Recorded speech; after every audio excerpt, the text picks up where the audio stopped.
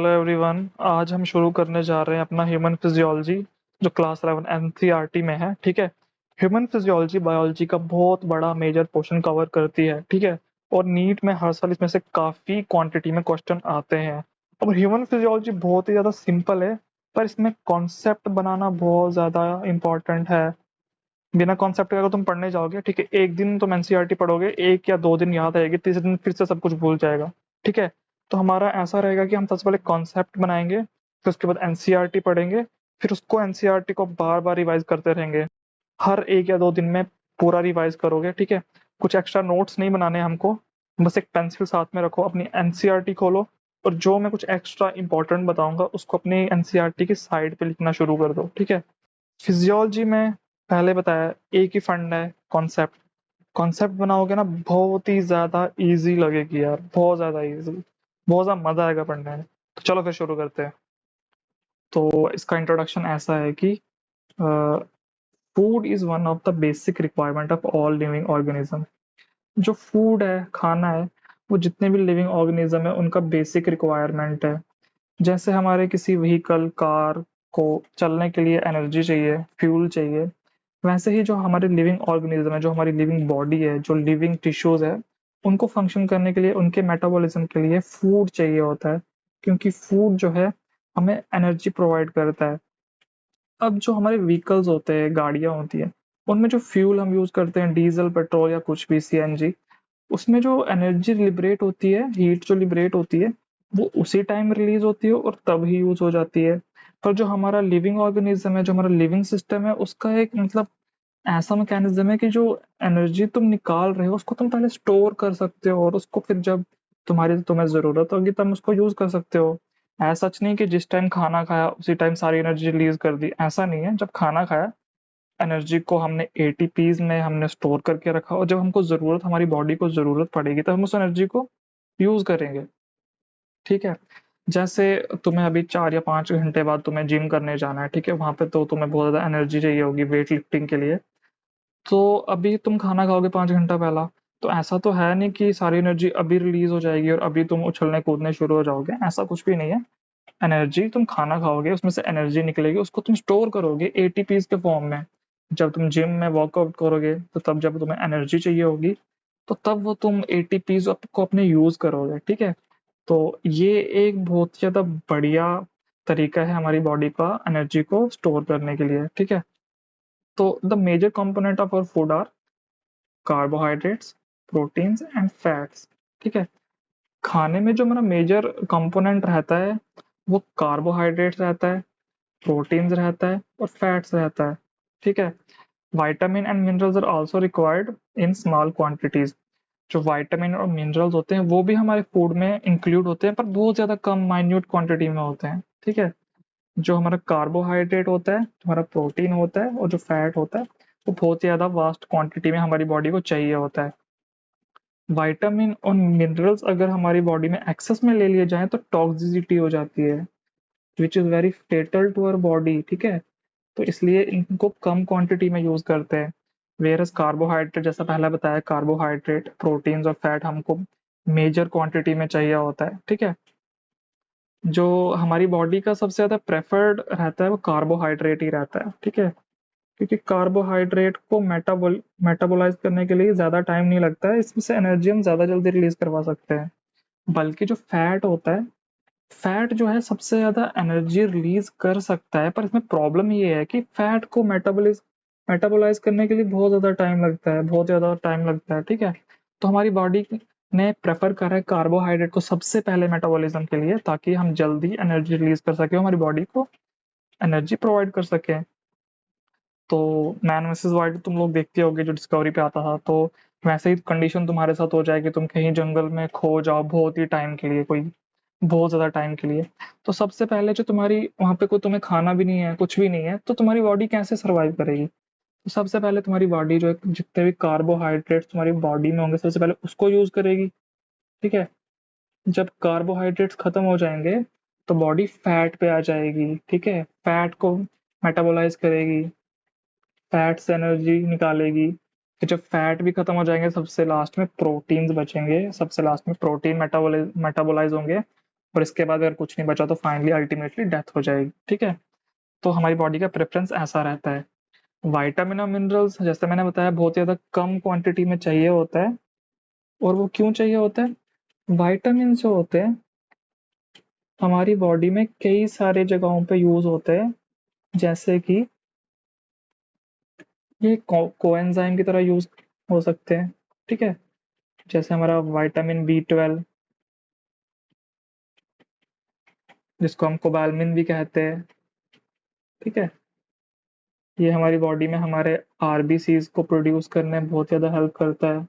अगर vitamin B की deficiency हो जाए तो हमारी बॉडी में एनीमिया डेवलप हो जाता है, और वो टाइप आता है मेगालोब्लास्टिक एनीमिया। उसको याद करने की ज़रूरत नहीं है, बस ये जान लो कि विटामिन B12 आरबीसीज की प्रोडक्शन के लिए बहुत ही ज़्यादा यूजफुल है, और इसकी डिफिशियंसी अगर हो जाए तो हमें एनीमिया हो जाएगा, जिसको हम परनीशियस एनीमिया भी कहते हैं, ठीक है। उसके बाद विटामिन सी हमारी बॉडी में बहुत ज़्यादा ज़रूरी है, जो सिट्रस फ्रूट्स में पाया जाता है, ठीक है। विटामिन सी जो है एक एंटीऑक्सीडेंट की तरह काम करता है। हमारी बॉडी में जितनी भी मतलब मोस्ट रिएक्शन जो हमने पढ़ी है, ऑक्सीडेशन ज़्यादा डोमिनेट करता है। तो ऑक्सीडेशन के दौरान ना कैसे ऐसी स्पीशीज बनती हैं जो ना हमारी बॉडी के लिए बहुत ज़्यादा लीगल होती है, ठीक है। ऐसी स्पीशीज बनती हैं ऑक्सीजन की बहुत ज़्यादा लीगल होती हैं। तो अगर उनको न्यूट्रलाइज ना किया जाए तो हमारी बॉडी में वो सेल को डैमेज कर सकती है, हमारे सेल के डीएनए को डैमेज कर सकती है, म्यूटेशन हो सकती है, कैंसर प्रोड्यूस हो सकता है। इसलिए हमारी बॉडी में एंटीऑक्सीडेंट्स प्रोड्यूस होते हैं, जो विटामिन सी एक एंटीऑक्सीडेंट है, जो ऑक्सीडेशन से जो ये हार्मफुल स्पीशीज बनती है उनको न्यूट्रलाइज करता है हमारा विटामिन सी। बहुत सारे एलिमेंट भी होते हैं जैसे सेलेनियम हो गया, वो भी एक एंटीऑक्सीडेंट है, ठीक है। ये बस मेयर नॉलेज के लिए मैं बता रहा हूँ, इसको ऐसा याद करने की कोई भी ज़रूरत नहीं है, ठीक है। और विटामिन्स में हमारा विटामिन ए जो है, हमारी जो आईज में जो हमारी पिगमेंट फोटो पिगमेंट है रोडोप्सिन, उसको भी प्रोड्यूस करने में विटामिन ए बहुत ही ज़्यादा हेल्प करता है।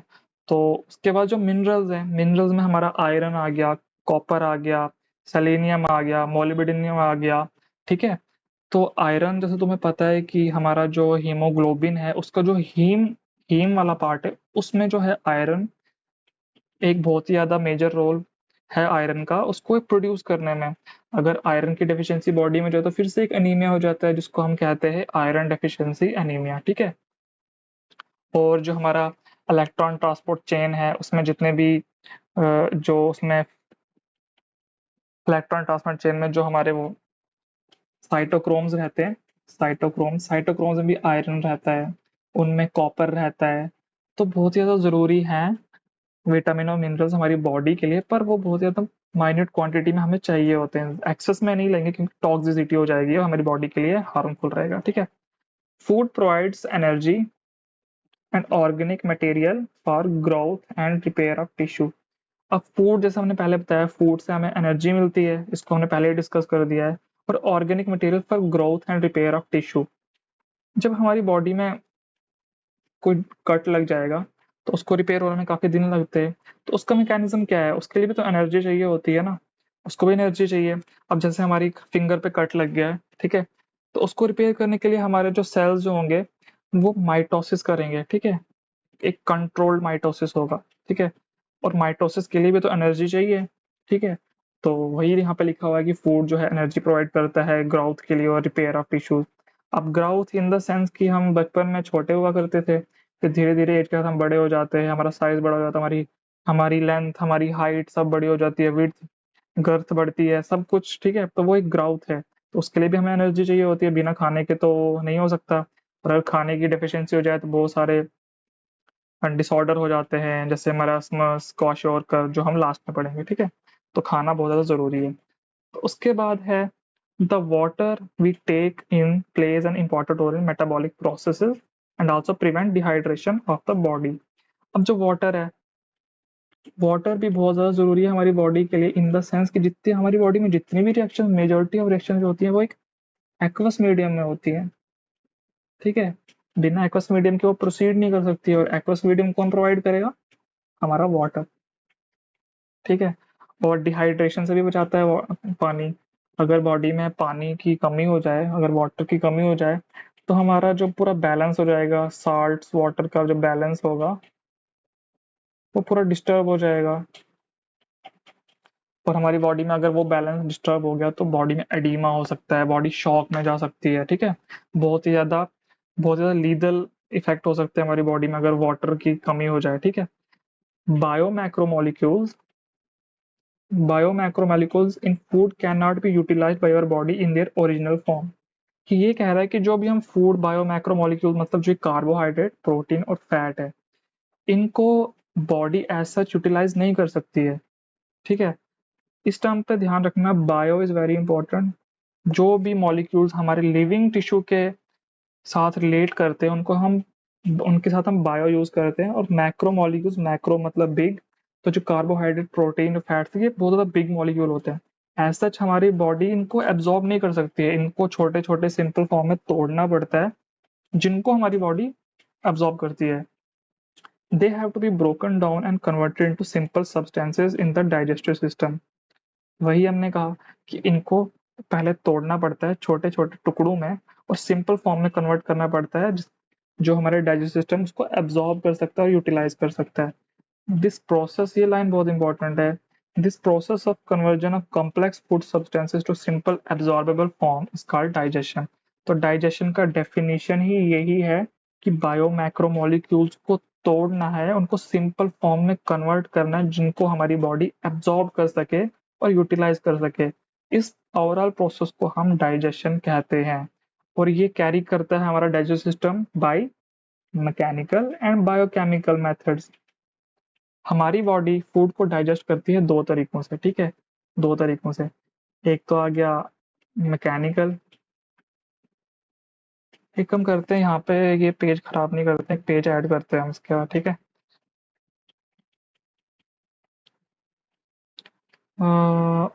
यहाँ आगे लिख लेते हैं, इसका इसको यहाँ पे आगे लिख लेते हैं, इसको मिटा देते हैं। देखो, हमारी बॉडी जो डाइजेशन है दो तरीके से कैरी आउट करती है, खुद अपना दिमाग लगाओ, सिंपल है, ठीक है। एक तो है मैकेनिकल। मैकेनिकल से समझ आ रही, कोई फिजिकल फोर्स रहेगी, कोई फिजिकल कोई फिजिकल इंटरेक्शन रहेगी जिसकी वजह से डाइजेशन हो रही है। और दूसरी है बायोकेमिकल। मैंने पहले ही बताया था, जहाँ पे बायो वर्ड जुड़ेगा वहाँ मतलब समझ आना कोई लिविंग टिश्यू के रिलेटेड कोई टर्म है, ठीक है। Biochemical method. अब मैकेनिकल में तुम देखो, जैसे हम अपना खाना बक्कल कैविटी में जाता है तो मैस्टिकेशन होती है, टीथ ग्राइंड करते हैं हमारे खाने को, वो एक मैकेनिकल फिजिकल फोर्स है। तो वो एक डाइजेशन जो है वो मैकेनिकल डाइजेशन में आएगा। उसके बाद जब खाना स्टोमक में जाएगा तो पेरिस्टालसिस होता है, वो भी एक फिजिकल फोर्स है। चर्निंग मूवमेंट्स जो हमारे स्टोमक में होती हैं, जो खाने को मतलब एकदम अच्छे से मिक्स कर लेती है एंजाइम्स के साथ ताकि डाइजेशन एकदम एफिशिएंट हो। उसका बायोकेमिकल, तुम समझ सकते हो, केमिकल वर्ड यूज हुआ है और बायो मतलब कोई केमिकल्स यूज होंगे, तो मतलब एंजाइम्स की हेल्प से जो डाइजेशन का प्रोसेस होता है उसको हम बायोकेमिकल डाइजेशन कहते हैं। एंजाइम्स हमारे सलाइवा में भी होते हैं, हमारे स्टोमक में भी होते हैं, हमारे इंटेस्टाइन्स में भी होते हैं। तो जितने भी एंजाइम्स हेल्प करते हैं हमें डाइजेशन करने में, वो आता है हमारा बायोकेमिकल मेथड के अंदर। और जितने भी फिजिकल फोर्सेस जो होती है जो खाने को तोड़ती हैं सिंपल फॉर्म में कन्वर्ट करने के लिए, वो मैकेनिकल मेथड्स में आएंगे, ठीक है। ये वाला पैराग्राफ हमारा कंप्लीट हो गया। अब चलते हैं आगे, अब डाइजेस्टिव सिस्टम को हम एक्सप्लेन करेंगे। The human digestive system consists of alimentary canal and associated glands। जो ह्यूमन डाइजेस्टिव सिस्टम है वो दो चीजों से मिलके बना है, एक तो है अपना एलिमेंट्री कैनाल और दूसरा है हमारे एसोसिएटेड ग्लैंड। एलिमेंट्री कैनाल मतलब आपके माउथ से लेके एनस तक जो भी बीच रास्ते में आएगा वो सब एलिमेंट्री कैनाल में काउंट किया जाता है। और उसमें क्या क्या आता है, सबसे पहले हमारा माउथ आएगा, उसके बाद हमारी बक्कल कैविटी आएगी, फिर हमारा फेरिंग्स आएगा, फिर ईसोफेगस आएगा, स्टोमक आएगा, स्टोमक के बाद हम सीधा स्मॉल इंटेस्टाइन में जाएंगे। उसके भी फर्दर पार्ट्स है, डियोडेनम, जियोजेनम एंड इलियम। फिर इलियम के बाद हम लार्ज इंटेस्टाइन में एंटर करेंगे। फिर लार्ज इंटेस्टाइन के भी फर्दर बहुत सारे पार्ट्स हैं जिनको हम नीचे डिटेल में पढ़ेंगे। उसके बाद लास्ट में टर्मिनेट हमारा एलिमेंट्री कैनाल होता है एनस पे। और साथ में हमारे होते हैं एसोसिएटेड ग्लैंड्स। कुछ ग्लैंड जो होते हैं डाइजेस्ट सिस्टम के अंदर ही प्रेजेंट होते हैं एलिमेंट्री कैनाल में, और कुछ जो होते हैं एसोसिएटेड होते हैं जो मतलब एलिमेंट्री कैनाल में एज सच प्रेजेंट नहीं होते हैं, बॉडी में प्रेजेंट होते हैं, एलिमेंट्री कैनाल में एज सच प्रेजेंट नहीं होते, पर उनकी सिक्रीशंस जो होती हैं वो एलिमेंट्री कैनाल में जाती हैं, ठीक है, और डाइजेशन में हेल्प करती है। सबसे पहले हम पढ़ेंगे एलिमेंट्री कैनाल, ठीक है। The alimentary canal begins with an anterior opening the mouth, ठीक है। जो एलिमेंट्री कैनाल शुरू होता है हमारा माउथ से, और माउथ हमारे एंटीरियर की तरफ होता है। लाइक इस वाली फिगर में देख सकते हैं, ये हमारा माउथ है, ठीक है, माउथ, दिस इज एंटीरियरली, मतलब आगे, ए से याद रखो, आगे, ठीक है। एंटीरियरली प्रेजेंट होता है माउथ। माउथ में तुम काउंट कर सकते हो तुम्हारे लिप्स वगैरह जो भी है, वो सब माउथ में आता है, ठीक है। फिर उसके बाद and it opens out posteriorly through the anus.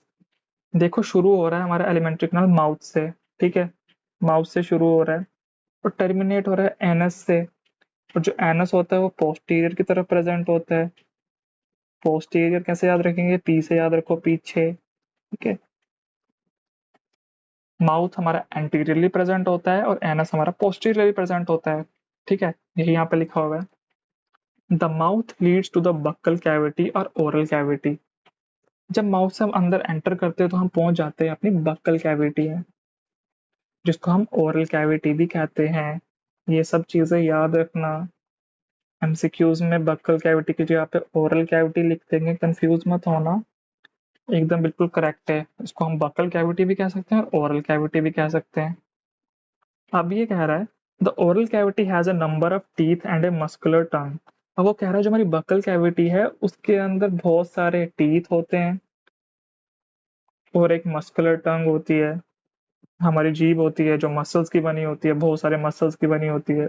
हमारी जीभ एक सिंगल मसल नहीं है, ये कोई 8 मसल से जुड़ के बनी होती है, जिसमें इंट्रिंसिक मसल्स होते हैं, एक्सट्रिंसिक मसल होते हैं। इतनी डिटेल में जानने की जरूरत नहीं है, बस सिंपल सा सुन लो, ठीक है। अब उसके बाद ये टीथ की बात कर रहा है, ठीक है। Each tooth is embedded in a socket of jaw bone. मतलब जो हमारी बॉडी में जितने भी टीथ हैं हमारे, ठीक है, हमारे टीथ हैं, वो जो हमारी जॉ बोन है उसमें जड़े हुए होते हैं। एम्बेडेड मतलब जड़े हुए होते हैं। हमारा जो मैंडिबल है, हमारा जो मैक्सिलम, मतलब जो जॉ बोन्स है, हमारी 2 जॉ बोन्स है, ठीक है। जो नीचे वाला है उसको हम मैंडिबल कहते हैं, जो ऊपर वाला उसको मैक्सिला कहते हैं। तो जो हमारे जो दांत होते हैं वो उनमें जड़े हुए होते हैं, उनमें फिक्स करे हुए होते हैं, और इस टाइप की अटैचमेंट को हम थिकोडोंट कहते हैं। बहुत ज्यादा इंपॉर्टेंट है, ये याद रखना। इन पे क्वेश्चंस आए हैं प्रीवियस ईयर में, ठीक है। तो इनको याद रखना ऐसे कि इनको कैसे याद रखना है। हर एक दांत हमारा जॉ बोन में जड़ा हुआ होता है, ठीक है। और जो इस तरह की अटैचमेंट जो होती है उसको हम थीकोडोंट कहते हैं, ठीक है, थीकोडोंट। इसको प्लीज याद रखना, भूलना मत, ठीक है। इन टर्म्स पे डायरेक्ट क्वेश्चन आएगा और कंफ्यूज मत होना। Majority of mammals including human beings form 2 set of teeth during their life, a set of temporary milk or deciduous replaced by a set of permanent और adult teeth, ठीक है। वो कह रहा है कि जितने भी मैमल्स, मेजोरिटी जितने भी मैमल्स है उनमें ह्यूमन बींग्स, हम भी मैमल्स में आते हैं, वो अपनी लाइफ टाइम में 2 सेट ऑफ टीथ प्रोड्यूस करते हैं। 2 तरह के टीथ में आते हैं, दो। एक तो मिल्क टीथ होते हैं जो बचपन में आते हैं, फिर कुछ साल बाद वो गिर जाते हैं, उसके बाद फिर परमानेंट टीथ उन्हीं जगह पे आते हैं, ठीक है। वो यही कह रहा है कि मैमल्स में, मतलब ह्यूमन बींग्स में, उनकी लाइफ में 2 बार उनके दांत आते हैं। एक सेट जो होता है वो टेम्परेरी या मिल्क या डेसिडियस टीथ भी कहते हैं, मतलब जिनको हम दूध के दांत नहीं कहते हैं, ये वही बात कर रहा है। टेम्परेरी इसलिए क्योंकि ये कुछ टाइम के बाद झड़ जाते हैं, ठीक है। इनके जो रूट्स होते हैं वो हमारे जो मैंडिबल मैक्सिमम उतना ज़्यादा डीप नहीं होते हैं, इसलिए जल्दी निकल जाते हैं, ठीक है। और उसको डेसिडियस टीथ भी कहते हैं। डेसिडुअस इसलिए क्योंकि ये बहुत जल्दी झड़ जाते हैं। तुमने पढ़ा होगा बचपन में डेसिडुअस फॉरेस्ट, जिनमें जिनके पत्ते झड़ जाते हैं, और कुछ होते थे एवरग्रीन फॉरेस्ट जो पूरे साल भर ग्रीन रहते थे। बस वही है डेसिडियस, याद रखना। भाई देखो बिल्कुल सिंपल है, बस टर्म्स में घुमाएगा। तो टर्म्स को तुमको ऐसे याद रखनी है कि भूलनी नहीं चाहिए, ठीक है। डेसिडुअस भी याद रखोगे तुम, टेम्परेरी मिल्क टीथ याद रखोगे। मिल्क वाला तो याद रहेगा क्योंकि तुमको पता है दूध के दांत, बचपन के दांत, ठीक है। Replaced by set of permanent teeth और अडल्ट टीथ। अब ये याद रखना, उसको हम परमानेंट टीथ भी कहते हैं और अडल्ट टीथ भी कहते हैं। अडल्ट वाला याद रखना, ठीक है, भूल जाएगा। परमानेंट इन द सेंस क्योंकि ये काफी टाइम तक रहते हैं, बहुत ज्यादा स्ट्रांग होते हैं, बहुत ज्यादा रेजिस्टेंट होते हैं, और इनके जो रूट्स होते हैं ना काफी ज्यादा डीप एम्बेड होते हैं हमारे हमारे मैक्सिला में और मैंडिबल में, ठीक है। ऐसे आसानी से निकल नहीं जाता है, पर कोई ट्रॉमा हो जाए, कोई इंजरी हो जाए तो टूट सकते हैं, ठीक है। This type of dentition is called diphyodont. जो ये इस तरह के जो डेंटिशन है ना, मतलब कि जो 2 बार टीथ आते हैं लाइफ में, इस वाली डेंटिशन को हम कहते हैं डाइफियोडोंट। डाई मतलब 2, ठीक है। पहला था थीकोडोंट, ठीक है, यहाँ पे लिखते हैं। पहले था थीकोडोंट। थीकोडोंट थीकोडोंट मतलब जो जॉ में जड़े हुए होते हैं टीथ, उस टाइप की डेंटिशन को हम थीकोडोंट कहते हैं। दूसरा हमने पढ़ा डाइफियोडोंट। डाइफियोडोंट का मतलब जिनमें टीथ लाइफ में 2 बार आते हैं, ठीक है। पहले जो थे हमारे मिल्क टीथ थे, जिनको हम डेसिडियस टीथ भी कहते थे, ठीक है, टेम्परेरी टीथ भी कहते हैं। और दूसरे टाइप के जो है वो परमानेंट टीथ है, जिनको हम अडल्ट टीथ भी कहते हैं, ठीक है। अब देखो इस वाली डायग्राम को पहले इसको देख लेते हैं एक बार, ठीक है। इस वाली डायग्राम को देखते हैं। देखो, सबसे पहले हमारा एलिमेंट्री कैनाल पढ़ेंगे, ठीक है। एलिमेंट्री कैनाल में सबसे पहले माउथ से शुरू होता है। ये माउथ है, एंटीरियरली प्रेजेंट है। माउथ के बाद अंदर जाएंगे तो ये जो पोर्शन है ये बकल कैविटी है। ये जो पोर्शन है ये बकल कैविटी, ठीक है। बकल कैविटी के बाद हम आ जाते हैं फेरिंग्स में, ये हमारा फेरिंग्स है। फेरिंग्स के बाद हम आ जाते हैं ईसोफेगस में। ईसोफेगस नीचे नीचे जा रही है, फिर स्टोमक में जाएगी, हम पहुंच गए स्टोमक में। स्टोमक के बाद हम पहुंच गए अपने डोडेनम में, फिर उसके बाद हम जाएंगे जोजेनम में, फिर जाएंगे हम इलियम में। इलियम के बाद हम एंटर करेंगे हमारी लार्ज इंटेस्टाइन में, ये हमारा सीकम है। उसके बाद सीकम के बाद हम आ जाते हैं कोलॉन में। जो ये पोर्शन है, ये और ये पूरा कॉलोन है। लेकिन कॉलोन को भी हम डिवाइड करते हैं। जो ये वाला है ये असेंडिंग कॉलोन है, ये ऊपर की तरफ असेंड कर रहा है तो उसको असेंडिंग कॉलोन कहते हैं। इसको कहते हैं ट्रांसवर्स कॉलोन, क्योंकि ये बॉडी में ट्रांसवर्सली जा रहा है, ट्रांसवर्स इस डायरेक्शन में जा रहा है, तो इसको ट्रांसवर्स कॉलोन कहेंगे। और ये वाला है हमारा डिसेंडिंग कॉलोन, क्योंकि ये डिसेंड कर रहा है। और एक और होता है जिसको हम कहते हैं सिग्मॉइड, ठीक है, क्योंकि ओब्लिकली जा रहा है ना सिग्मॉइड का, को हम सिग्मॉइड कॉलम कहते हैं। और लास्ट में टर्मिनेट हो रहा है हमारा, इसके बाद रेक्टम आता है। रेक्टम यहाँ पे लिखा हुआ है, देखो रेक्टम। और उसके बाद लास्ट में है हमारा एनस, और एनस के बाद अपना एलिमेंट्री कैनाल खत्म हो जाता है, ठीक है।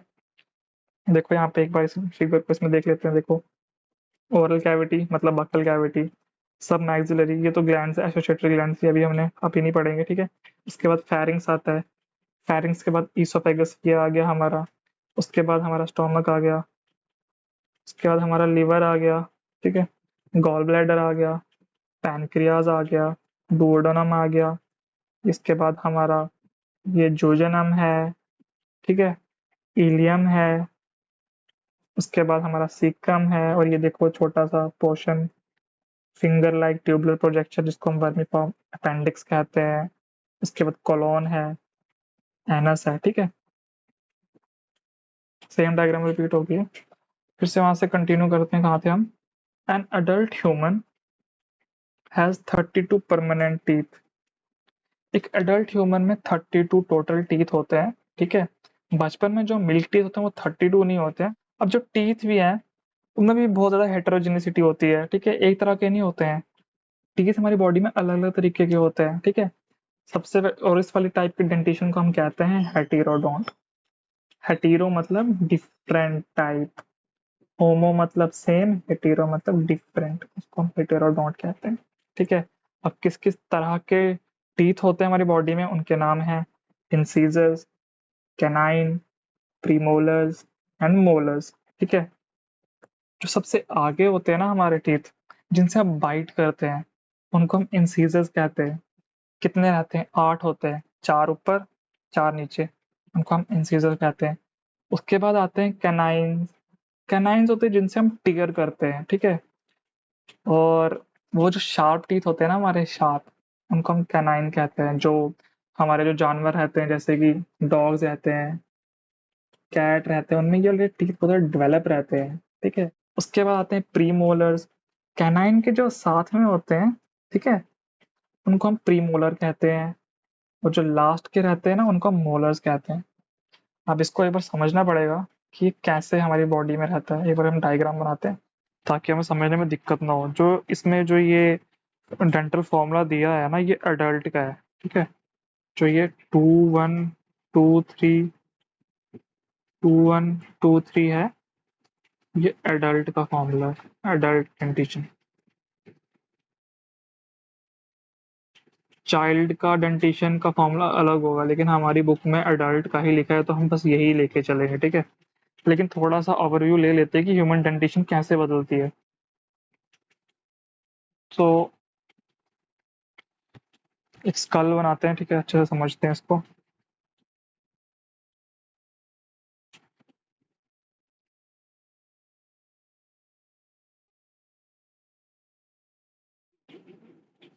इसे रफ सा स्कल बनाते हैं।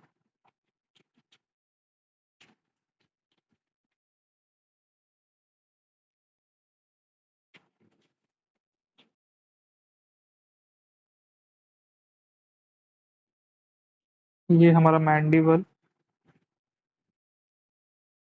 ठीक है, ये हमारे आई ऑर्बिट्स। तो देखो ह्यूमन जो ये डेंटल फॉर्मूला है अपना, ये कैसे बनाया जाता है। इसको ना ऐसे हम डिवाइड करते हैं, ठीक है। इसको हाफ में डिवाइड कर दो, स्कल को, लेफ्ट एंड राइट हाफ, ठीक है, इस वाले एक्सिस में। और एक एक्सिस ये वाला भी ले लो, ट्रांसवर्स में, ठीक है। कितने बन गए? 4 क्वाड्रेंट बन गए, 1 2 3 4, ठीक है। तो जो डेंटल फॉर्मूला है ना, वो या तो इन 2 क्वाड्रेंट्स का होगा या तो इन 2 क्वाड्रेंट्स का होगा, ठीक है। जैसे हमने ये लिखा है ना अपना 2 1 2 3, वो आ गया इस वाले क्वाड्रेंट का, क्वाड्रेंट नंबर 2 का, ठीक है, एडल्ट में, ठीक है।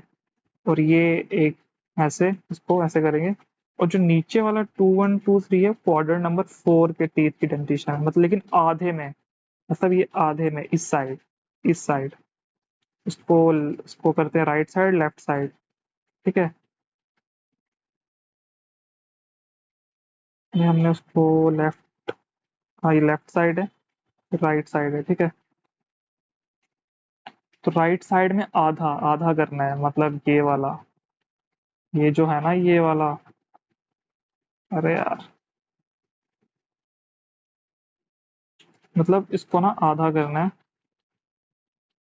इसका जो आधा ये लिया है ना हमने, ये वाला, इसको डिवाइड किया लेफ्ट एंड राइट में। या तो इस साइड का लेंगे या तो इस साइड का लेंगे। इस साइड का लिया है ना, इस वाले क्वाड्रेंट का 2 1 2 3, मतलब क्वाड्रेंट नंबर 2 का, और क्वाड्रेंट नंबर 4 का 2 1 2 3, और ये बीच में जो ये लाइन इसको डिवाइड कर रही है।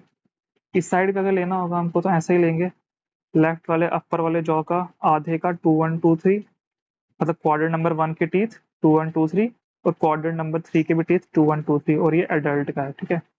अभी थोड़ा सा ओवरव्यू हमने लेना है कि डेंटिशन कैसे इवॉल्व करती है, ठीक है। जब हम छोटे होते हैं तो हमारे टोटल टीथ होते हैं 20, और एडल्ट में पहुंचते पहुंचते वो हो जाते हैं 32। अब वो कैसे होते हैं? ये एक छोटे बच्चे का डेंटिशन बना रहे हैं, ठीक है। इस तरह से डिवाइड करते हैं 2 हिस्सों में। ये ना मतलब जो अपना स्कल है ना, स्कल को यहाँ से देख रहे हैं ऐसे हम, ये हमारी आई है तो ऐसे नीचे से देख रहे हैं, स्कल को ऐसे कट कर दिया यहाँ से, स्कल को ऐसे काट दिया यहाँ से, यहाँ नीचे से हम देख रहे हैं स्कल को, ठीक है। ये नीचे से देख रहे हैं स्कल को, तो ये वाला व्यू आएगा, ठीक है। तो देखो, अब जो बेबी की डेंटिशन होगी छोटे बच्चों की, वो होंगे ये अपना इंसीजर,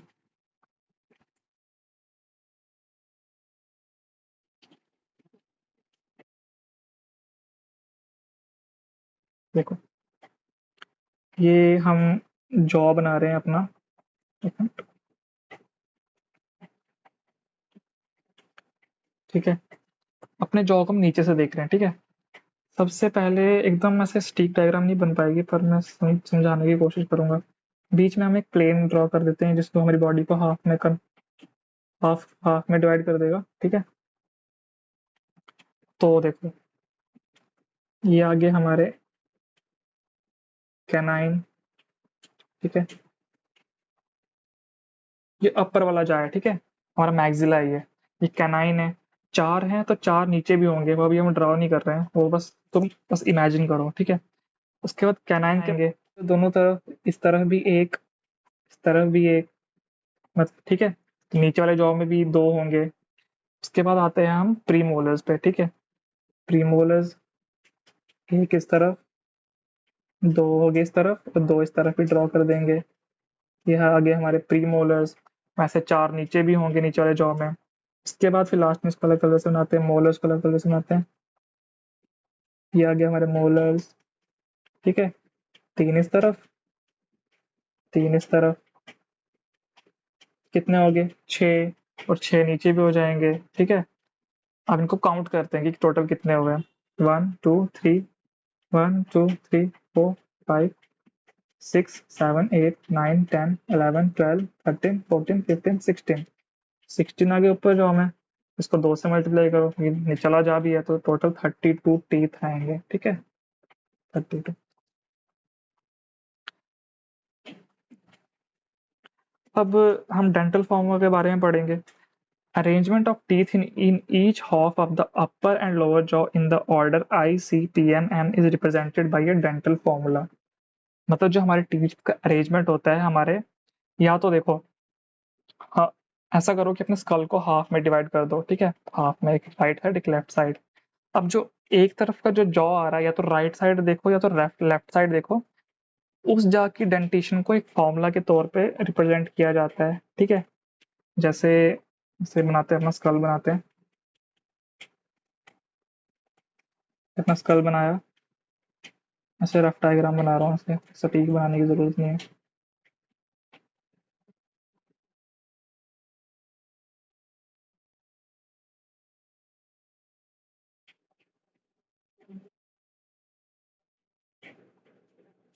ऐसे रफ पे हवा में उड़ रहा नहीं, चला जाओ। ठीक है, इसको ऐसे बनाते हैं।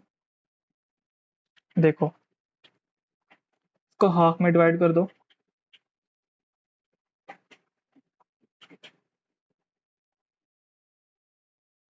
अब या तो तुम इस साइड का जॉ ले लो, या तो तुम इस साइड का जॉ ले लो।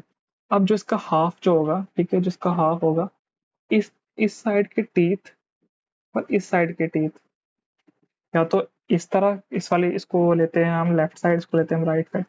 या तो लेफ्ट साइड का पूरा एक साइड ले लो तुम, या तो राइट साइड का पूरा एक साइड ले लो। ठीक है, अब इन टीथ को हम रिप्रेजेंट करते हैं एक फॉर्मूला से। अब वो रहता है डेंटल फॉर्मूला हमारा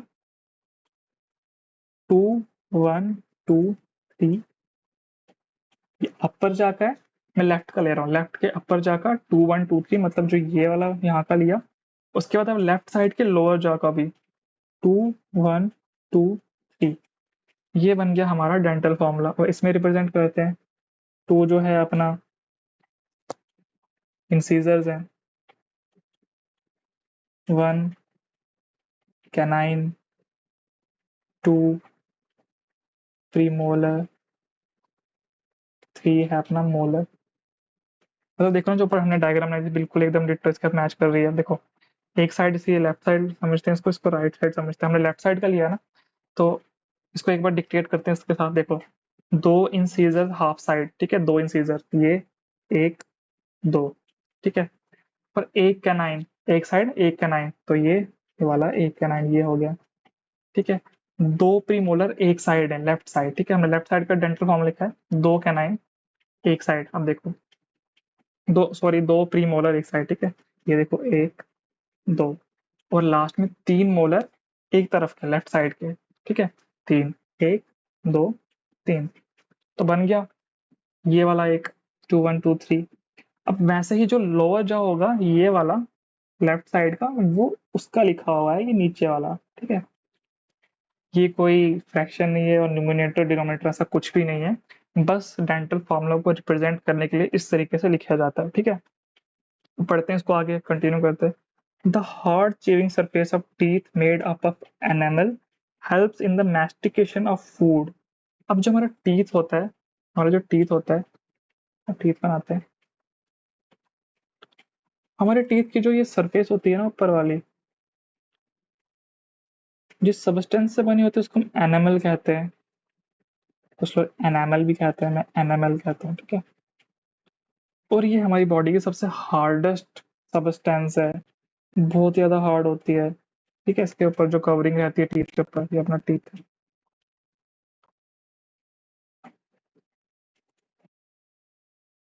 ठीक है, ये जो कवरिंग है ये अपना एनिमल है, जो ब्लैक कलर से प्रेजेंट कर रही है। ये बहुत ज्यादा हार्ड होती है और हेल्प करता है मैस्टिकेशन में, मतलब खाना तोड़ने में, खाना हम जो च्यू करते हैं खाने को तोड़ने में, मतलब एक मैकेनिकल डाइजेशन में हेल्प करता है एनिमल, जो एक टूथ का पार्ट है। ठीक है, उसके बाद टंग की बात कर रहे हैं। The tongue is a freely tongue is a freely movable muscular organ attached to the floor of the oral cavity by the frenulum। ठीक है, अब टंग की बात कर रहा है। अब टंग का कह रहा है कि वो एक फ्रीली मूवेबल है, एकदम फ्रीली मूवेबल मूव करती है। अब इतना भी फ्री नहीं करती है कि बाहर निकल जाए। ठीक है, जुड़ी हुई होती है, muscular organ attach to the floor of the oral cavity. ऐसे अपना हाथ को सैनिटाइज करके अपनी टंग को ऐसे चेक करो, फ्लोर से ही जुड़ी हुई है ना, हवा में तो नहीं उड़ रही है ना। ठीक है, जो हमारी बक्कल कैविटी है उसकी फ्लोर से जुड़ी हुई होती है हमारी टंग, और टंग का जो एंटीरियर वाला पोर्शन होता है वो फ्री होता है, पोस्टीरियर तो वो जुड़ी हुई होती है ना ओरल कैविटी से, फ्लोर के साथ। ठीक है, सामने से एंटीरियर पोर्शन होता है वो फ्री होता है टंग का, और जो अटैचमेंट जो फ्लोर के साथ टंग की अटैचमेंट होती है उसको हम फ्रेनुलम कहते हैं, या मोर प्रिसाइजली कहें तो उसको हम लिंगुअल फ्रेनुलम कहते हैं। लिंगुअल मतलब जो टंग से रिलेटेड जो भी टर्म आएगी उसको हम लिंगुअल कहेंगे, मतलब जो बक्कल कैविटी में जो भी टर्म आएगी उसके रिलेटेड जो भी टर्म यूज कर उसको हम लिंगुअल कहते हैं। ठीक है, लिंगुअल, जैसे कि जो लाइपेस माउथ में सिक्रीट होता है उसको हम लिंगुअल लाइपेस कहते हैं, और जो फ्रेनुलम जो हमारे टंग को अटैच करता है floor floor of buccal cavity उसको हम लिंगुअल फ्रेनुलम कहते हैं। अब इसको कैसे समझेंगे, यहाँ पे मैंने एक डायग्राम बनाई हुई थी। ठीक है, इसको कंप्लीट करते हैं। ये हमारा टंग है, ये हमारी टंग है। ठीक है, अरे ये टंग बना दिया हमने। ये टंग का हम ना अंडर नीचे वाला पोर्शन देख रहे हैं, उसका निचला वाला भाग। ठीक है, जो ऊपर वाला पोर्शन है वो नहीं, जो नीचे वाला पोर्शन है वो। ठीक है, ये देखो जो ये बीच में है ना, ये दिस वन, ये जो पोर्शन है ये वाला पोर्शन, ये है हमारा फ्रेनुलम।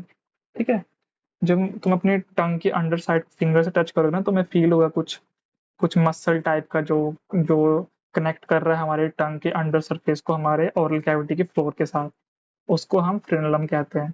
अब फ्रेनुलम का फंक्शन क्या होता है, फ्रेनुलम जो होता है ना वो रिस्ट्रिक्ट करता है टंग की मूवमेंट, मतलब टंग को की मूवमेंट को रिस्ट्रिक्ट करता है, मतलब इतना नहीं कि मतलब टंग फैंग्स में गिर जाए, पीछे के चली जाए, ऐसा नहीं है, एकदम उसको जोड़ के रखता है, उसको एंकर करके रखता है ओरल कैविटी के साथ। ठीक है, अब जो अपना फ्रेनुलम होता है उसके साइड में ना ऐसे फोल्ड्स भी होते हैं।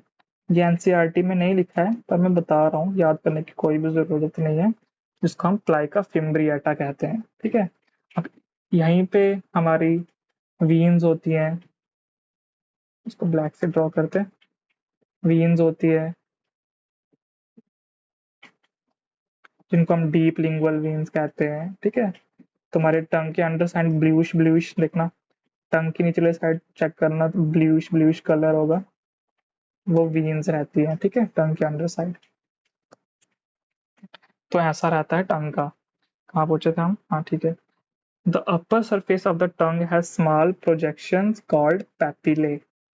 अब ये कह रहा है कि जो टंग की जो अपर सरफेस होती है, ये तो हमने टंग की लोअर सरफेस के बारे में पढ़ा, अब वो अपर सरफेस के बारे में कह रहा है कि जो टंग की जो अपर सरफेस होती है उसमें छोटे छोटे स्मॉल प्रोजेक्शंस होती हैं, उभार होते हैं, जिनको हम पैपिले कहते हैं।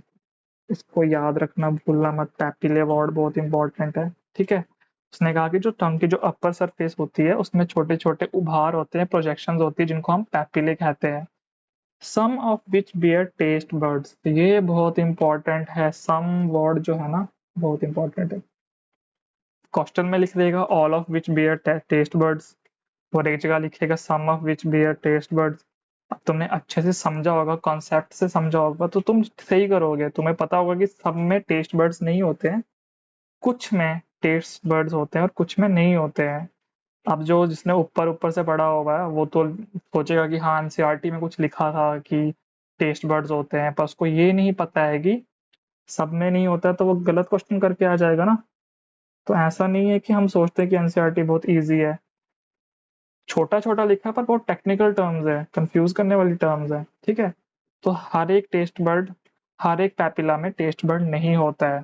अब उसका भी वो कुछ मैं बता देता हूँ, थोड़ा बहुत याद करने की जरूरत नहीं है, बस ऐसे नॉलेज के लिए बता रहा हूँ, ठीक है। अब हमारे जो पैपिला होते हैं 4 टाइप के हैं हमारे टंग में, ठीक है। सबसे पहले है अपना फिलीफॉर्म, उसके बाद फंगीफॉर्म, उसके बाद फोलिएट, उसके बाद सर्कमवेलेट। इनको याद करने की बिल्कुल भी जरूरत नहीं है, ठीक है। अब इनमें से किस में टेस्ट बर्ड होते हैं और किस में नहीं होते हैं। जो लास्ट के जो 3 वाले मैंने बताया ना, इसमें लिखा हुआ है टेस्ट बर्ड प्रेजेंट, इसमें टेस्ट बर्ड्स होते हैं। और जो फिली फॉर्म वाला एक ऐसा एक्सेप्शन है जिसमें टेस्ट बर्ड्स नहीं होते हैं। अब इसको कैसे याद रखेंगे। फिली फॉर्म, फिली मतलब फिल, और इसके ऑपोजिट अब याद रखना है, मतलब नो टेस्ट बर्ड्स। फिली फॉर्म था ना, मतलब फिल मतलब भरा हुआ, पर हमें इसको ऑपोजिट याद रखना है कि इसमें टेस्ट बर्ड्स नहीं है। ये क्वेश्चन पेपर में नहीं आएगा, बट कॉन्सेप्ट के लिए इम्पोर्टेंट है कि हर एक टेस्ट बर्ड, हर एक पैपिला में टेस्ट बर्ड नहीं होता। बहुत ही ज्यादा इम्पोर्टेंट है, भूलना मत, प्लीज मत भूलना, इस चीज को मत भूलना। इसको हाईलाइट कर देते हैं किसी और कलर के साथ, ठीक है। अब पढ़ते हैं आगे, आगे क्या लिखा हुआ है। The oral cavity Leeds into A short pharynx. मैंने तुम्हें बताया था कि जो अपनी ओरल कैविटी होती है, मतलब जो हमारी बक्कल कैविटी होती है, वो लीड होती है किसमें, फेरिंग्स के अंदर। मतलब जो ऊपर डायग्राम है इसको देखो, ये है हमारा बक्कल कैविटी, ठीक है। उसके बाद ये किसमें जा रहा है, फेरिंग्स में, ठीक है। याद रखना सीधा माउथ से सीधा ईसोफेगस में मत पहुंचा देना, ठीक है, बीच में फेरिंग्स है तो उसको भूल मत जाना। माउथ ओरल कैविटी जो है अपनी बक्कल कैविटी, वो लीड करती है फेरिंग्स में, short pharynx which serves as a common passage for food and air. अब जो इसमें ये लिखा हुआ है ये याद रखना इंपॉर्टेंट है कि फेरिंग्स में ना अपनी विंड पाइप भी खुलती है और ईसोफेगस भी खुलता है, ठीक है। ये कॉमन पैसेज है। अब इस डायग्राम में देखो ध्यान से, फेरिंग्स है, ठीक है। लेकिन थोड़ा इसको छोटा कर देते हैं, इसकी थिकनेस छोटी कर देते हैं, ठीक है। फेरिंग्स है, ठीक है। ये देखो, ये नीचे जा रही है ईसोफेगस है, ये तो ईसोफेगस है। और जो ये सामने ये दिखाया हुआ है ना, ये अपना ट्रैकिया है, विंड पाइप। इसमें लंग्स नहीं दिखाए इसलिए इसको यहाँ पे इसको रोक दिया है, पर ये नीचे लंग्स में जाएगा, ठीक है। यहाँ पे लंग्स होंगे हमारे, यहाँ से में ये कंटिन्यू होगा, ठीक है। अब देखो, अब देखो, अब यहाँ पे देखो, ट्रैकिया भी यहाँ पे जुड़ रहा है और ईसोफेगस भी यहाँ पे जुड़ रहा है। और ये जो पोर्शन है ये क्या है, ये है अपना फेरिंग्स। तो हो गया ना common passage for both air and food. Air यहाँ से आ रही है ट्रैकिया से, और फूड ईसोफेगस। अब इसके लिए मैंने एक डायग्राम लाया था मैं, यहाँ पे होनी चाहिए, ढूंढते हैं उसको।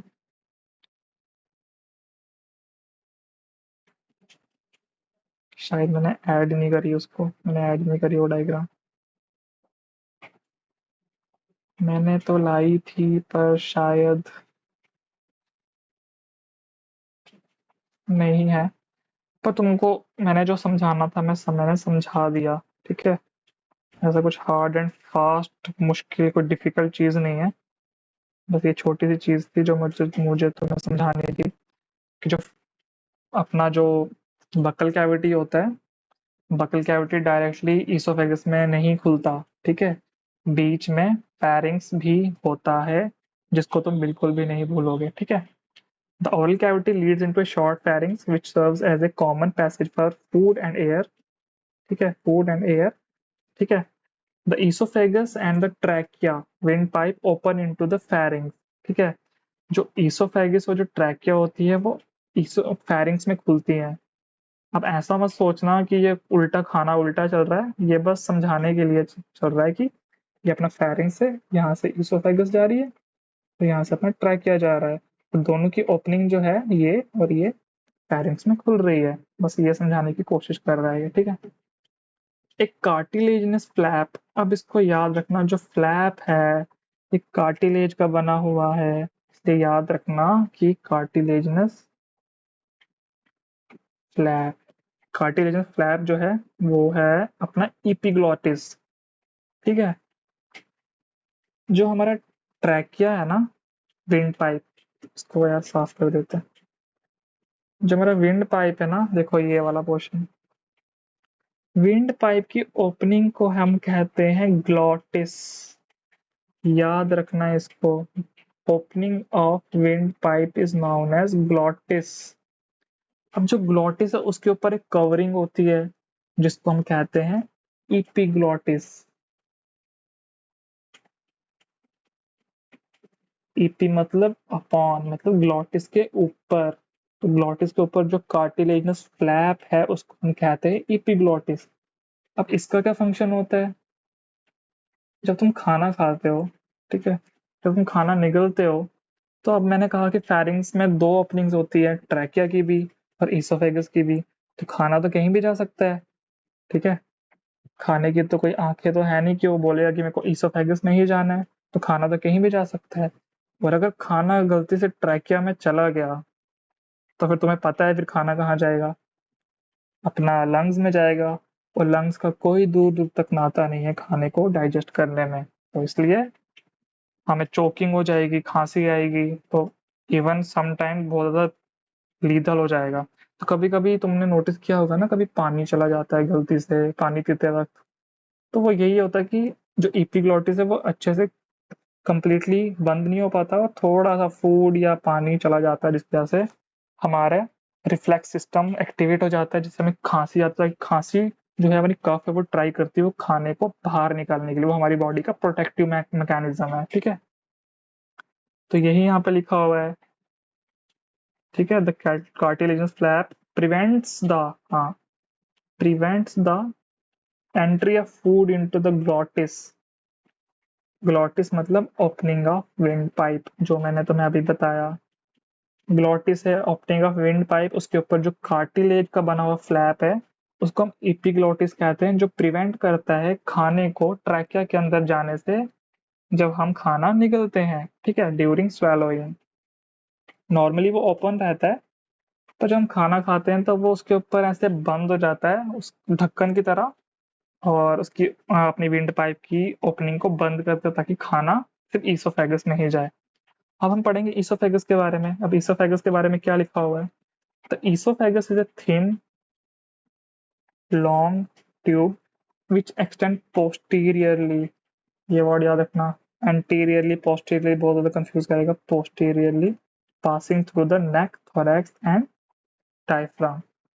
एन पी डी सीक्वेंस में याद रखना. ठीक है, भूलना मत, क्वेश्चन आ सकता है, कुछ भी बना सकते हैं यार वो, उनको बस लाइन उठा के ऐसा क्वेश्चन नहीं कि बंदा कंफ्यूज होगा, कि बंदे ने एनसीईआरटी पढ़ी भी होगी ना फिर भी कंफ्यूज हो जाएगा, लेकिन जिसने कॉन्सेप्ट के साथ समझी होगी ना वो कभी गलत नहीं करेगा. ठीक है, तो हमने इसके कैरेक्टरिस्टिक्स जो है एसोफेगस के, सबसे पहले हम याद रखेंगे थिन, पतली होती है, लॉन्ग ट्यूब. ठीक है, अप्रॉक्स 25 सेंटीमीटर लॉन्ग होती है अपनी ईसोफेगस. ठीक है, विच एक्सटेंड पोस्टीरियरली. अब ये किसके कॉन्टेक्स्ट में पोस्टीरियरली बोल रहा है वो भी जानना इंपॉर्टेंट है. पोस्टीरियरली तो उसने लिख लिया है, पर किसके कॉन्टेक्स्ट में, किसके रिलेशन में इसने पोस्टीरियरली कहा है.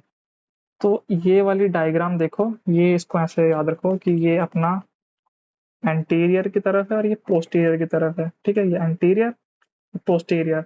जो ईसोफेगस है ना वो ट्रैकिया के पोस्टीरियरली जाती है. ठीक है, उसका रिलेशन है ये ट्रैकिया के साथ. ट्रैकिया ईसोफेगस के आगे होता है और ईसोफेगस जो है वो ट्रैकिया के पीछे होती है. तो जो ये पैराग्राफ में जो लिखा हुआ वो ट्रैकिया के कॉन्टेक्स्ट में ही लिखा हुआ है, इसको ध्यान से पढ़ना और याद रखना, भूल नहीं जाना चाहिए कि जो long tube which extend posteriorly passing through the neck, thorax and diaphragm. सबसे पहले हमारे नेक के थ्रू हमारा ईसोफेगस जाएगा, फिर एंटर करेगा हमारे थोरैक्स में। अब थोरैक्स जो है अपना डायफ्राम से ऊपर जो नेक के बीच का जो एरिया उसको हम थोरैक्स कहते हैं, ठीक है। पहले नेक के थ्रू जाएगा, फिर थोरैक्स के थ्रू जाएगा, फिर लास्ट में डायफ्राम के थ्रू जाएगा। जब मैं अपनी एनसीईआरटी पढ़ रहा था, जब मैं अपनी नीट की तैयारी कर रहा था, नीट 2021 की, तो तब मैं सोचता था कि जो ये डायफ्राम है वो एक मतलब हमारी एब्डोमिनल कैविटी और जो हमें थोरैक्स उसको मतलब उसको अलग करता है। पर जो विंड अपनी जो ईसोफेगस है वो डायफ्राम के थ्रू कैसे जाती है? मेरे को लगता है कि डायफ्राम एकदम बंद कंपार्टमेंट है। तो तब तो मैं गधा था, ठीक है, मुझे तब कुछ पता नहीं था। पर मैं सोचता था कि क्यों है, ऐसा क्यों है। फिर मुझे पता लगा कि डायफ्राम में ओपनिंग्स होती हैं जिनको हम हाइएटस कहते हैं, ठीक है। डायफ्राम में बहुत सारी ओपनिंग होती है, ठीक है, जहाँ से हमारी ईसोफेगस जाती है, हमारी जो हार्ट की वेसल्स होती हैं वो पास करती हैं। तो डायफ्राम ऐसा नहीं है कि एकदम मतलब है, वो एकदम एयर टाइट है, पर उसमें छोटे छोटे से होल्स हैं जिसके थ्रू हमारे कंटेंट्स आधे ऊपर आते हैं, आधे नीचे आते हैं। तो जो अपना डायफ्राम उसको हम नीचे से अगर देखें ना, अगर नीचे वाली तरफ से देखें, जैसे डायफ्राम मतलब बॉडी को ना ऐसे काट दो, मतलब जैसे ये बॉडी है, ये हमारी बॉडी है। तो यार यार ये क्या बन रहा है? ये हमारी बॉडी है, ये हमारा हेड है, ये हमारा नेक है, ये हमारा थोरैक्स वाला रीजन आ गया, ठीक है, ये हमारे हाथ आ गए, ठीक है। अब देखो तुम बॉडी को ना ऐसे काटो, ऐसे इस प्लेन में काट दो, ठीक है, इस प्लेन में काट दो। अब नीचे वाली तरफ से देखो, ये मैं आंख बना रहा हूँ, नीचे वाली तरफ से देखो, तो वो व्यू जो है वो इधर मैं दिखा रहा हूँ। जैसे ये हमारे डायफ्राम में से ओपनिंग है, ये हमारा डायफ्राम पूरा शीट है, शीट पूरा एकदम।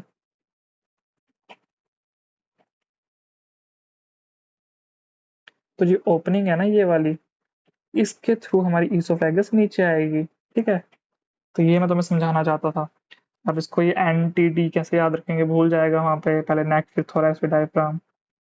तो मैंने तब कैसे, मैंने ऐसा निमोनिक याद रखा था, अगर तुम्हें हेल्प करेगा तो बढ़िया है। मैंने याद रखा था, नेवर ट्रस्ट डीमंस। हमारे आसपास होते हैं ना डीमंस, सांप, स्नेक्स, ठीक है, बस वही। N for neck, T for thorax, D for diaphragm, ठीक है। इसको ऐसे याद रख सकते हैं। अगर आपके आपके पास कोई बेटर निमोनिक है तो आप उससे भी याद रख सकते हैं। मैंने तब ऐसे याद रखा हुआ था, ठीक है। तो हमने कहा कि oesophagus thin long tube which extend posteriorly in context to trachea, passes through the neck, thorax and then diaphragm and leads to a J shaped, भाई शेप याद रखना, हमारे स्टोमक की शेप J होती है, ठीक है। J shaped, J shaped bag like structure called stomach। हमारा जो स्टोमक एकदम J शेप का होता है ना, या डायग्राम में दिखाता हूँ, ये देखो, इसको ना थोड़ा साफ करते हैं, लेट इट बी क्लीन, ठीक है। ये देखो हमारा स्टोमक है, ये J शेप है ना, J शेप, एकदम J शेप बन रहा है हमारा स्टोमक। तो वही कह रहा है कि इसोफेगस लीड करता है J shaped sac like structure. एक सैक की टाइप है, मतलब एक सैक जैसा है ना हमारा स्टोमक, बैग लाइक स्ट्रक्चर, ठीक है, सैक बोल दिया मैंने, bag like structure called stomach, ठीक है। A muscular sphincter gastro-oesophageal regulates the opening of oesophagus into the stomach. अब ये क्या किसकी बात कर रहा है? गैस्ट्रोइसोफेजियल स्पिंक्टर, जिसको हम कार्डियक स्पिंक्टर भी कहते हैं, पर एनसीईआरटी में नहीं लिखा तो हम नहीं याद करेंगे, हम बस यही याद करेंगे, गैस्ट्रोइसोफेजियल, ठीक है। तो अभी किसकी बात कर रहा है, ये देखो, इसको साफ करते हैं, ठीक है। अब ये कह रहा है कि जो हमारा ईसोफेगस है ना, वो खुलता है अपना स्टोमक में। स्टोमक में इस जगह पे, मतलब जो ये वाली जगह है, यहाँ पे एक स्पिंक्टर होता है जिसको कहते हैं गैस्ट्रो इसोफेजियल स्पिंक्टर। स्पिंक्टर क्या होता है? स्पिंक्टर होता है एक स्मूथ मसल्स का बना हुआ एक ऐसा एरिया जो कंट्रोल करता है किसी चीज की एंट्री या एग्जिट वहां से। मोस्ट ऑफ द टाइम जो स्फिंक्टर होता है ये एकदम कॉन्ट्रैक्ट होता है, ठीक है।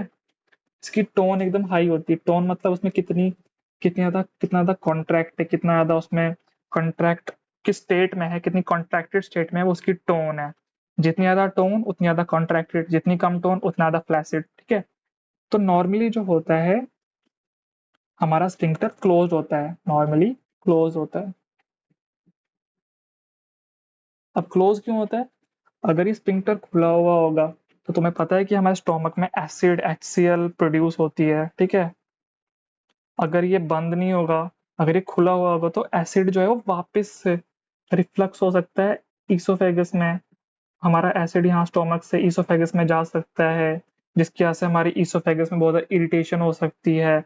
और इस कंडीशन को हम कहते हैं हार्ट बर्न, ठीक है। ये कंडीशन है, कभी कभी देखना जब एसिडिटी हो जाती है तो हमारे ईसोफेगस में ना ऐसे जैसे जलता है, लाइक ऐसा तो जलन वाली फीलिंग आती है, ऐसे जल रहा होता है हमारा ईसोफेगस, जिसको हम हार्ट बर्न कहते हैं। फिर उसके बाद जब हम इनो वगैरह ले लेते हैं, ठीक है, उसके बाद वो ठीक हो जाता है, ठीक है।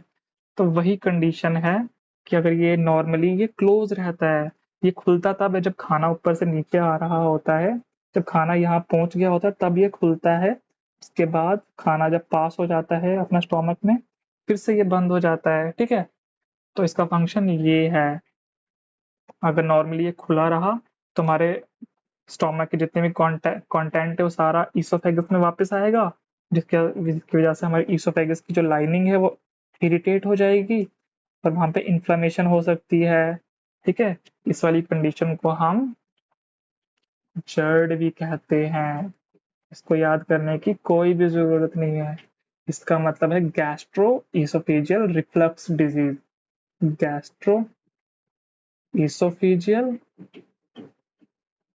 रिफ्लक्स डिजीज, नाम से समझ आ रहा है कि गैस्ट्रिक मतलब गैस्ट्रो मतलब स्टोमक के रिलेटेड है, और ईसोफेजियल मतलब ईसोफेगस में आ रहा है, रिफ्लक्स मतलब वापस आ रहा है, कोई चीज वापस आ रही है, रिगर्गिटेट हो रही है, और डिजीज, ठीक है।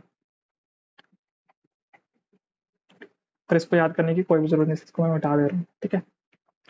हम अपने पैराग्राफ को फिर से वापस आते हैं इस पे, ठीक है। A muscular sphincter, gastroesophageal sphincter, regulates the opening of esophagus in the stomach. वही मैंने कहा कि जो स्पिंक्टर है गैस्ट्रोएसोफेजियल स्पिंक्टर, जिसको हम कार्डियक स्पिंक्टर भी कहते हैं, जिसको हमें बिल्कुल भी याद करने की जरूरत नहीं है इस वाले टर्म को, ये रेगुलेट करता है ईसोफेगस की ओपनिंग स्टोमक में। मतलब ये रेगुलेट करेगा कि जो ईसोफेगस में जो कंटेंट है वो स्टोमक में जाएगा कि नहीं जाएगा। अगर ये खुलेगा तो कंटेंट स्टोमक में जाएगा, अगर ये बंद रहेगा तो कंटेंट स्टोमक में नहीं जाएगा। तो ये कंट्रोल कर रहा है, ठीक है।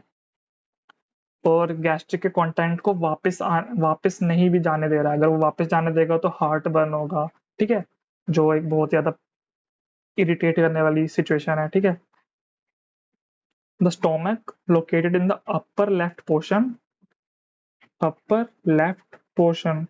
अब इतना कॉमन सेंस हम सबको है कि अपना जो स्टोमक है वो लेफ्ट साइड, बचपन से पढ़ते आ रहे हैं कि स्टोमक अपना लेफ्ट साइड सिचुएट होता है, upper left side of the abdominal cavity. अगर वहां गलती से थोरैक्स कैविटी लिख लिया तो गलत मत करना, एब्डोमिनल कैविटी है, ठीक है। अब इतनी सेंस सब में ही होती है, ठीक है, पर मैं फिर भी बता रहा हूँ कि एब्डोमिनल कैविटी के जो अपर जो लेफ्ट साइड होता है ना, मतलब डायग्राम में देखो, ये जैसे ये अपना डायफ्राम है, ठीक है, ब्लैक से बनाते हैं ये डायफ्राम, ये अपना डायफ्राम है, ठीक है, ये अपना डायफ्राम है, इसको ऐसे बना दिया हमने डायफ्राम। इसके ऊपर जो है ये अपना थोरैक्स है, इसके नीचे जो है ये अपना एब्डोमिनल कैविटी है। अब तुम ध्यान से देख लो कि हमारा स्टोमक कहाँ पे, अब वो तुम पे डिपेंड है, देख लो डायग्राम से देख लो कहाँ पे प्रेजेंट है। तो ये एब्डोमन है ना, तो एब्डोमन के अपर लेफ्ट साइड, ये इसका लेफ्ट साइड है, ये इसका राइट साइड है, ठीक है। ये कलर चेंज कर लेते हैं, कुछ अच्छा सा कलर लेके आते हैं, ग्रीन कलर लेते हैं, ठीक है। ये लेफ्ट साइड है, ये राइट साइड है, ये अपना लेफ्ट साइड प्रेजेंट है, अपर लेफ्ट साइड में स्टोमक प्रेजेंट है। अब अपर और लोअर में कंफ्यूज मत हो ना, ऊपर वाली तरफ है, क्योंकि देखो ना, ये अपना डायफ्राम था, इसके ऊपर जितना भी है थोरैक्स है, इसके नीचे जो भी है वो एब्डोमन है। अब एब्डोमन तो यहाँ तक ये एब्डोमन ही है, ये एब्डोमन है, ठीक है, उसको ये एब्डोमन, इस पोर्शन में एब्डोमन है। अब इसके भी बहुत सारे, इसको भी हम डिवाइड करते हैं अपने 9 रीजन में, जिसको हमें याद नहीं करना है, ठीक है। से 9 क्वाड्रेंट्स में हम डिवाइड करते हैं अपने एब्डोमिनल कैविटी को। ठीक है, इसमें भी अपर देखो, अब इस क्वाड्रेंट के हिसाब से देखो, अपर, ये अपर साइड है, ये अपर साइड है और लेफ्ट साइड है। ठीक है, लेफ्ट साइड है। ठीक है, इसको साफ कर देते हैं। ठीक है, तो यही कह रहा था उस वाले पैराग्राफ में। ठीक है, अब देखो, stomach located in the upper left portion of the abdominal cavity has 4 major parts। अब ये भी याद रखना कि कितने पार्ट्स हैं। अब स्टोमक को भी हम डिवाइड करते हैं, ठीक है, 4 पार्ट्स में। वो कैसे करते हैं उसको अभी समझने की कोई भी जरूरत नहीं है, जब तुम फर्स्ट ईयर एमबीबीएस में आओगे तो तुम सब समझ जाओगे कैसे डिवाइड करते हैं। अभी बस याद रखो कि 4 मेजर पार्ट में हम उसको डिवाइड करते हैं अपने स्टोमक को। अब वो 4 पार्ट कौन कौन से हैं? सबसे पहले एक कार्डियक पोर्शन है। कार्डियक पोर्शन वो वाला पोर्शन है जो सबसे पहला पोर्शन है, जहाँ पे ईसोफेगस हमारी एंटर करती है अपने स्टोमक में, उसको कार्डियक कहते हैं। फिर उसके बाद एक फंडिक रीजन होता है जिसको हम फंडस कहते हैं। उसके बाद हमारा बॉडी हो जाता है। फिर उसके बाद पाइलोरिक पोर्शन। यहाँ पे ना डायग्राम बनाते हैं उसकी। ठीक है, डायग्राम बनाते हैं कैसे हम उसको, देखो यहाँ पे है, देखो देखो, एक मिनट, कोई बेटर डायग्राम हो यहाँ पे, इसी पे कर लेते हैं, इसी पे कर लेते हैं। देख, यहाँ से ईसोफेगस आ रही है, एंटर करी, ये हमारा वो स्फिंक्टर था, गैस्ट्रोइसोफेगस स्फिंक्टर। ठीक है, ये जो पोर्शन है ये कार्डिया है, सबसे पहला पोर्शन। नंबरिंग भी कर देते हैं फर्स्ट। उसके बाद ये जो पोर्शन है ना, राइट से करते हैं, ये वाला पोर्शन, ये है अपना फंडस, इसको नंबर 2 कर देते हैं। ये ना फंडस यहाँ पे लिखा हुआ है। ठीक है, उसके बाद ये जो पोर्शन है ना, इसको अलग कलर से करते हैं, ब्लैक से करते हैं, ये वाला पूरा पोर्शन, ये अपना बॉडी है। ठीक है, मेजर पोर्शन बॉडी है। और ये जो बाकी जो बचा ना, ये वाला पोर्शन, ये अपना पाइलोरिक रीजन है। कैसे याद रखेंगे? ये आ गया अपना कार्डिया, सबसे पहला वाला पोर्शन। दूसरा आ गया फंडस, तीसरा आ गया बॉडी, और चौथा आ गया अपना एंट्रम।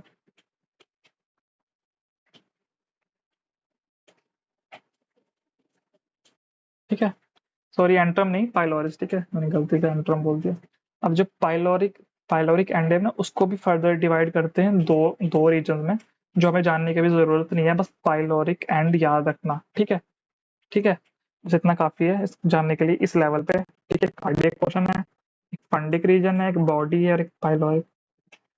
अब मैं तुम्हें क्वेश्चन देता हूँ, ठीक है, उसका आंसर तुम कमेंट्स में लिख देना। ठीक है, जो हमारा एक्सरे होता है, जब हम एक्सरे लेते हैं, ठीक है, जिसमें हमारा, हम जब चेस्ट का एक्सरे लेते हैं, तो उसमें तुम जब ये अपना स्टोमक देखोगे ना, उसमें तो ये फंडस रीजन होता है ना, एकदम ब्लैक होता है, एकदम ब्लैक शेडो आती है एक्सरे में इस चीज की। जो फंडस वाला एरिया है ना अपना, ये वाला एरिया एकदम ब्लैक ब्लैक होता है, एकदम ब्लैक।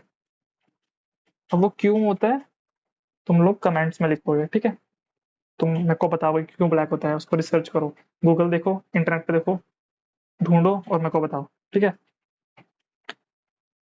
उसके बाद कहाँ पहुंचे थे? Pyloric portion which open into the first part of small intestine. अब वो कह रहा था सबसे पहला पोर्शन जहाँ पे ईसोफेगस खुलती है उसको हम कार्डियक पोर्शन कहते हैं। उसके बाद फिर फंडस आता है, उसके बाद हम बॉडी में आते हैं, उसके बाद एंड पे हम पाइलोरिक पोर्शन में आते हैं। और जो पाइलोरिक पोर्शन होता है वो खुलता है first part of small intestine, मतलब ड्यूडेनम में। तो ये इतना सिंपल है, इसको कॉम्प्लेक्स नहीं करना है। ठीक है, पाइलोरिक पोर्शन, ठीक है, ये देखो इसमें तो लिखा हुआ नहीं, एनसीईआरटी की डायग्राम है।